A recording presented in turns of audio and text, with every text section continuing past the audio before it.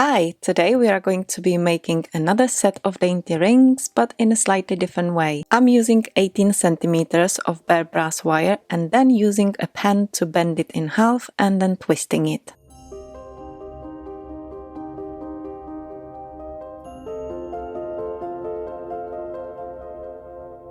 Once the twisted part is about 4.3 centimeters long, I'm wrapping it around my ring mandrel to shape it. I'm bending these wires out of the way, then snipping the loop in the middle and also cutting one of the wires short. It should be approximately 5 millimeters. Next, I'm creating a tiny loop with my round nose pliers. I'm then straightening the longer wire with nylon jaw pliers. And then cutting the very end of the wire to make it flush. The long wire is 1.5 centimeters. Now I'm creating a small spiral out of the longer wire using my round nose pliers and also chain nose pliers.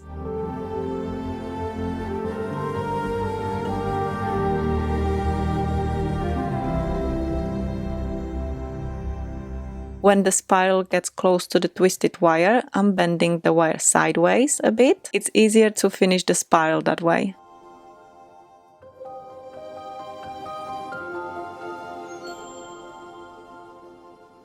And then I'm pushing it forward so it sits on the top of the twisted wire and pressing it down.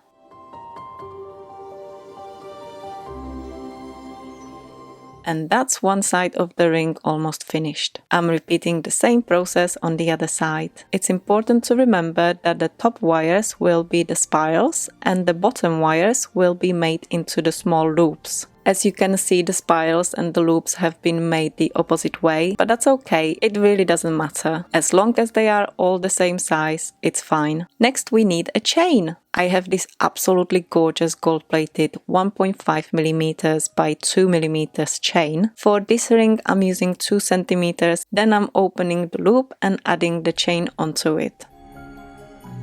And of course closing the loop afterwards. Opening the loop on the other side, straightening the chain and then again adding it onto the loop and closing the loop.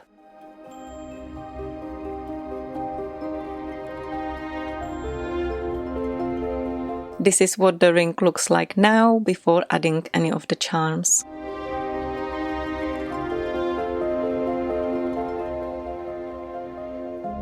Also, I've decided to bend the loops upwards a bit for a more comfortable fit.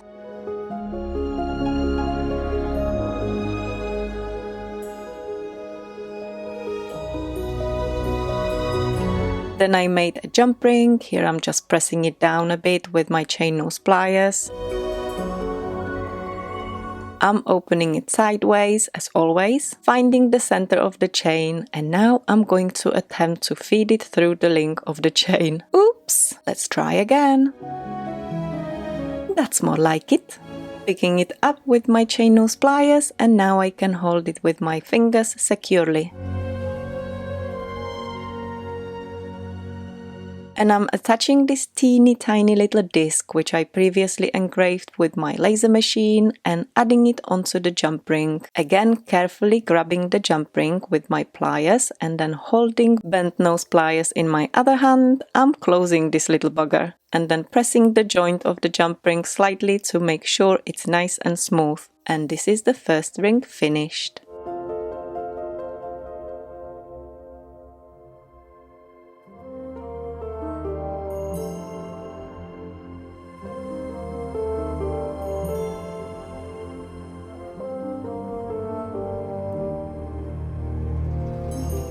And on to the next one. I made this one the same way but using silver plated wire and added 1.5 centimeters of silver plated chain. For the charm I'm taking one silver plated bead and a silver plated head pin. Adding the bead on the head pin, holding the wire on the top of the bead with my round nose pliers and then wrapping it around the pliers.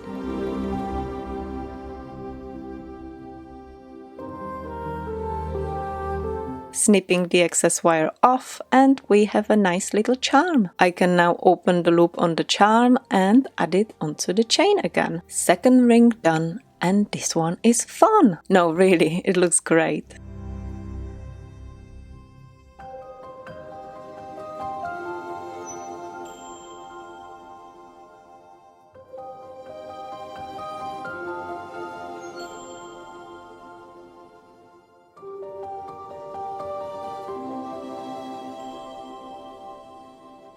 The third little ring is made of bare brass wire again, and I've hammered this one, just wanted to see what it would look like. When I hammered the spirals though, there were quite a few gaps in them, and so I decided to stick little Swarovski flatback crystals in the middle of them with E6000 glue. For the charm I used this beautiful little gold-plated flower charm with cubic zirconia stones, again available in my shop.